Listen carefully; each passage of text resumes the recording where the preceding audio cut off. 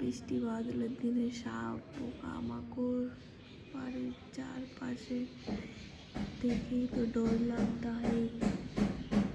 Hello everyone, welcome back to my new video. আশা করছি সবাই ভালো আছো আর আমি অনেক ভালো আছি। তো আজকে আবার একটা ব্লগ নিয়ে এলাম, কারণ আজকে আছে আমার ক্লাস, যেটা তোমাদের বলা হয়নি।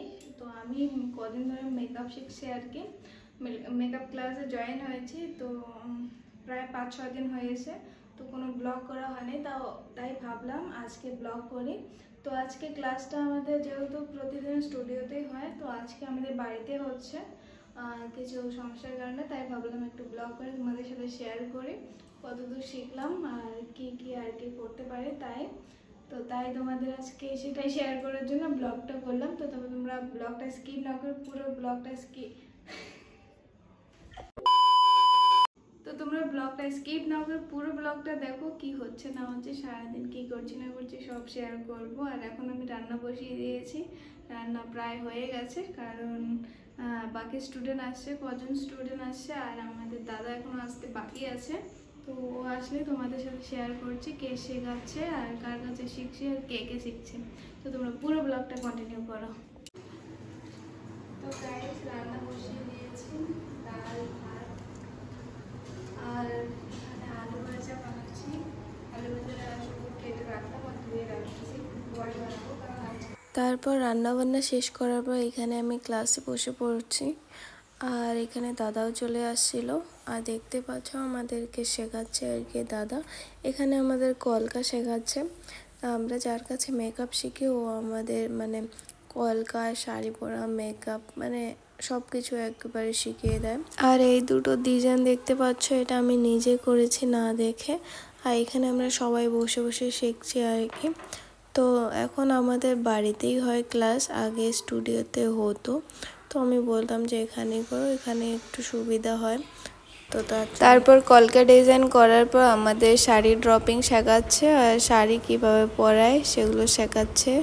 তো আমি তো শাড়ি পরাইতে পারি আর নিজেও পরতে পারি, তো আমার অত কষ্ট হবে না এটা শিখতে।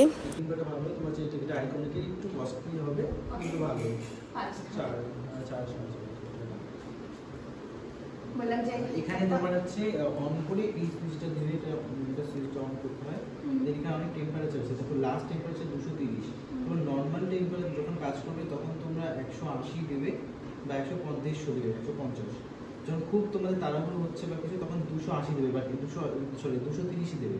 230-এ কাজ করা কিন্তু ভীষণ ডিফিকাল্ট, মানে টুলটা ছিঁড়ে যাওয়ার সম্ভাবনা থাকে, তাড়াতাড়ি দেবে।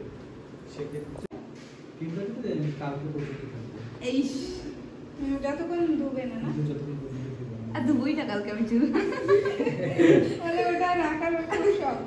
কালকে তো হেয়ারস্টাইল দেখাবে, কতগুলো হেয়ারস্টাইল দেখাবে আমাদের? অ্যাডভান্স বেসিকের মধ্যে বেসিক কিছু দেখাবে, অ্যাডভান্স কিছু দেখাবে। ঠিক আছে, এর কালকে দিদির চুলে। তো গাইস, সন্ধ্যা হয়ে গেছে, তো এখন আমরা খাচ্ছি চা।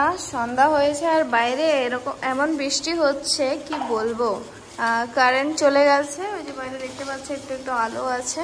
এখন 6টা বাজে আর এই যে আমাদের মহারাজ চা বানাচ্ছে।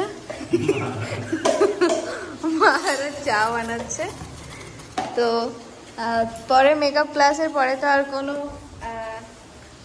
শর্ট নেওয়া হয়নি, তো ভাবলাম যে এখন একটু শর্ট নেই পরে, কারণ মেকআপ আমাদের পুরো আজকে ক্লাস হয়নি, কারণ দাদার আজকে ছিল ব্রাইড আর কি। তো তাই আর কি দাদা তাড়াতাড়ি চলে গেছিলো, সেই জন্য আর শর্ট নেওয়া হয়নি। তো এখন আমরা চা খাবো আর বাইরে বৃষ্টি হচ্ছে প্রচুর, কারেন্টও চলে গেছে। এইটা হচ্ছে চার্জার লাইট, কারেন্ট চলে গেছে, অন্ধকার দেখতে পাচ্ছ চারপাশে। আর এদিকে ঠাকুরকে সন্ধ্যা দেওয়া হয়ে গেছে। কিছু বলো। আরে যাও यार। তো গাইস আবার এলাম। তো গাইস এখন রাতের খাবার বানাচ্ছি, রুটি বানাচ্ছি, সবজি বানিয়ে ফেলেছি, ডিম সবজি বানিয়েছি, অমলেট করে ঝোল, আর এখন রুটি বানাচ্ছি। তো রুটি খেয়ে দিয়ে আজকের ব্লগ এখানেই শেষ করছি।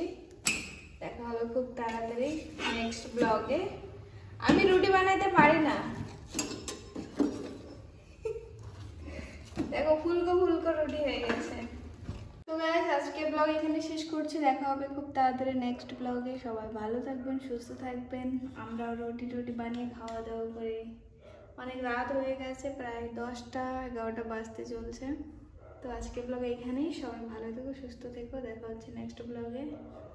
টাটা।